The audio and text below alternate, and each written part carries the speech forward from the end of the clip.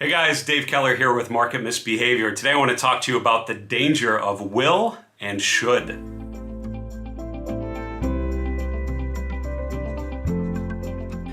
You see, when you go on financial media, on financial television, or doing an event of some sort, you're often asked to have a certainty, or there's an implication that you will imply a certainty to your analysis. And I know, as institutional analysts, we would always coach people to pound the table and be absolutely, drive home their thesis. Gold will go higher. Stocks are going lower. This stock is going to triple, and here's why.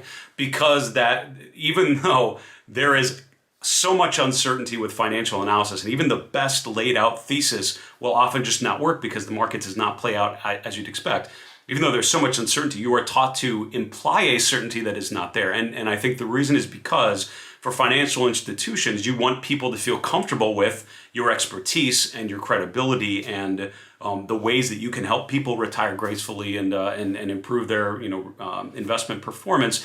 You don't want them to realize how imperfect and how difficult and how literally impossible investing can be, especially if you expect a certainty to what you're doing. And so what I've learned is your analysis, and especially your particular investment thesis, your positioning is based on a probabilistic outcome or a set of probabilistic outcomes. When you put a stock in your portfolio, you are assuming that it is probably going to go higher. And you also have to allow for the fact that it might not go higher, might go completely against you. And that's why you have stop losses or trailing stops or some sort of money management approach that allows you to minimize capital loss and make sure that you preserve as much capital as possible in the case of the market going against your positioning. So as I think about how I phrase things when I talk about the markets, because I'm asked a lot to share either in my own show, in blogs, in guest appearances going on TV, what do you think about X? And I'm asked to give an opinion. And so I always will phrase it as closely as I can to impress upon people the uncertainty of what I'm saying. And the reason why I'm going about this is in your own head. It's not just when you go on TV or speak to others. It's also in your own head, the language that you find yourself using. And I would encourage you to get away from words like will and should. And here's why. The word will, if you say this stock will do X, Y, Z, you are implying that that is a certain outcome. You have analyzed it and you are 100% certain that this will go up. There is no allowance for uncertainty or the unlikely event that that's wrong. When you say it will go up, you are implying that you have perfect foresight and you know for a fact that something's going to happen. And if you approach things that way, you are setting yourself up for disaster when things don't go that way, because you will fall victim to things like confirmation bias and the endowment bias and all these other narrative bias, all these ways that you try to make yourself feel better about a position going against you, instead of just having a clearly laid out plan to unwind when a position is not working. So will is not good because there is literally no investment process that can give you a 100% certain outcome. Should is also bad because what should says, and my therapist has said, you're shoulding all over yourself when you talk too much about how you should be doing things. I should be eating better. I should be making better decisions. I should be getting more sleep. And she says you're shoulding all over yourself. Don't stop using the word should. Talk about how you're going to make some better decisions and think about how you can help yourself, set yourself up for better success, right? How can we develop better habits on some of these things? So when you talk about something should happen, you are saying, I've evaluated this information and based on what I've seen, this is what should take place.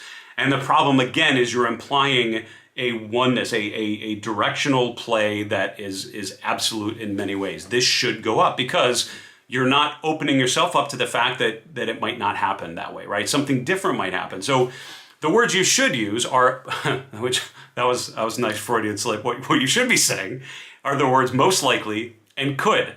Most likely is a great way. Instead of saying something will happen, say it's most likely to happen a certain way, right?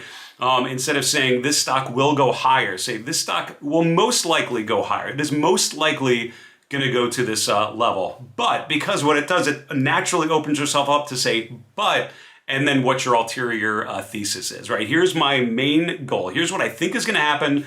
And here's what I will do if something else happens. And that brings us to the other word, which is could. Think of investment possibilities as the word could and not using will or should. This stock could do this, it could do that, it could do that. Here are the three potential things. And generally speaking, with stocks or with any investable asset, it could go up, it could go down, it could go sideways, right? Very simplistically. So think about each of those scenarios. What if the S&P breaks above 3,400 and goes to 3,600 in the next month? It could happen. What if the S&P tops out at 3,400 and goes down 15%? That could happen. What if the S&P hits 3,400 and just stays around 3,300 to 3,400 for the next 2 months? That could happen too. What would you do in each of those conditions? How are you positioned right now? Which of those do you find most probable based on your analysis of the technical indicators of your charts of supply and demand, of breadth, of sentiment, all those things?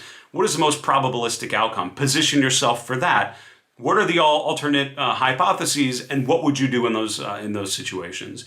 So in general, as an investor, get away from will and get away from should. Focus on phrases like most likely and could to describe what you're doing. And overall, you are going to prime yourself. You're going to mentally be much better prepared for when things go against your positions.